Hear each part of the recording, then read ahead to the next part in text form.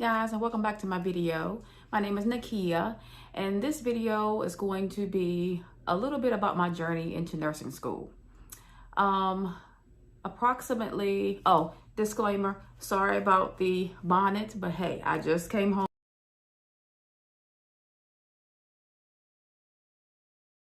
when I co-washed my hair, and it'll be popping tomorrow. So anyway, okay, so this is year 2021. I guess about 2 years ago, one of my co-workers was getting ready to take her TEAS test. And for the ones that don't know, the TEAS test is a test for, it's like an entrance test into nursing school. And a little bit about that test, it consists of 4 sections. And it has reading, it has math, it has science, and it has English. Okay, all 4 sections were pretty lengthy besides the English. The English has, I think, 28 questions, and it takes the least amount of time to complete. But reading, math, and science were the biggest chunks of that test. So I think the main reason why I did not pass the TEAS the first time is because I was rushing. I got wind of the test at the very last minute.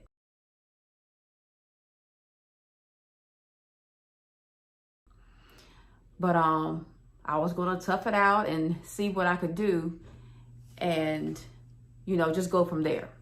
Okay, so after I took that test the first time, I didn't score that well.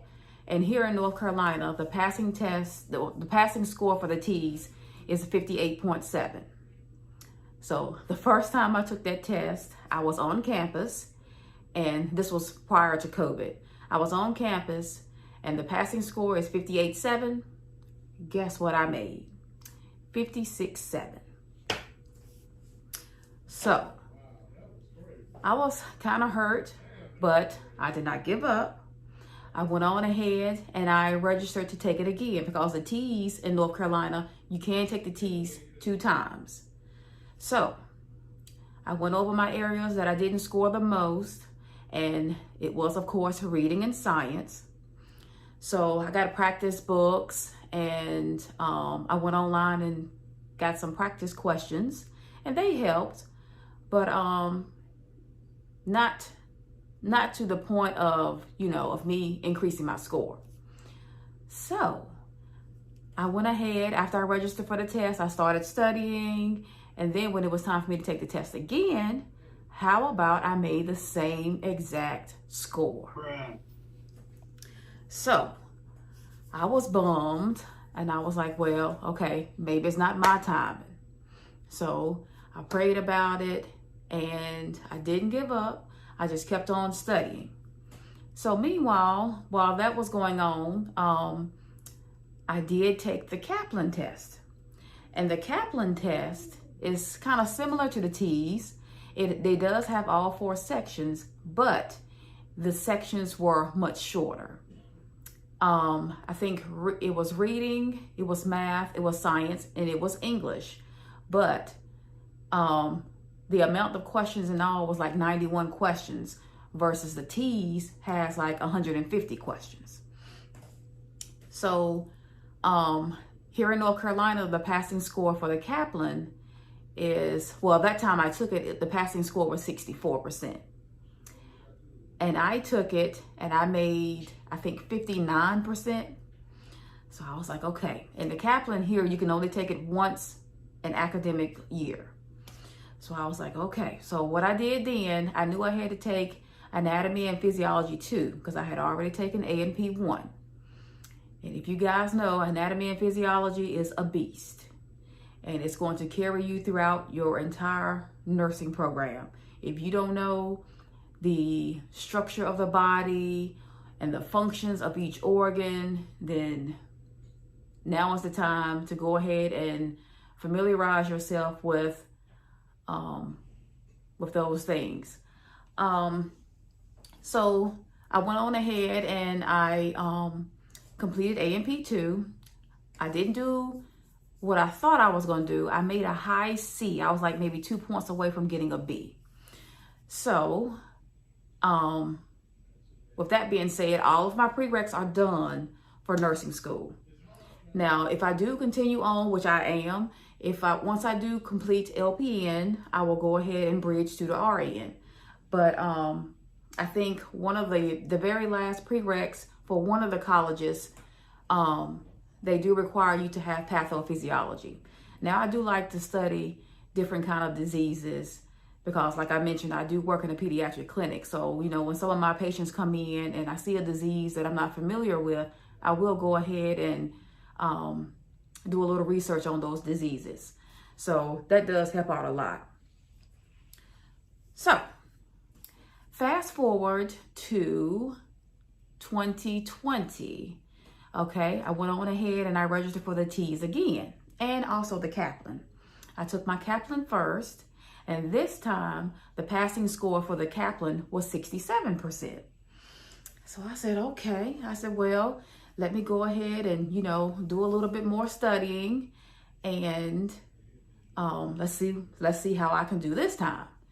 So in the midst of studying and everything, me and another coworker, you know, we were studying together, and, you know, we were just sharing different ideas, and I felt, you know, a little bit more comfortable about the test. So I went on in and I took the exam. You know, I was very relaxed because I'm not the type of person that have test anxiety. But it may change once nursing school starts, but we shall see. So I went on ahead and I took the test. I felt real comfortable during the test, and got ready to hit the submit button on the very last question, and my score popped up on the screen. How about I made 64%, which I am happy because I did increase my score a little bit, but it wasn't at the score that they required. So I was like, okay, I'm not going to get discouraged because I do have 2 more tries on this T's exam. Okay, so this time when I did the T's, I did much better than what I did last year. And let me show you guys the study materials that I used for both of the tests. Okay, hold on for just a second.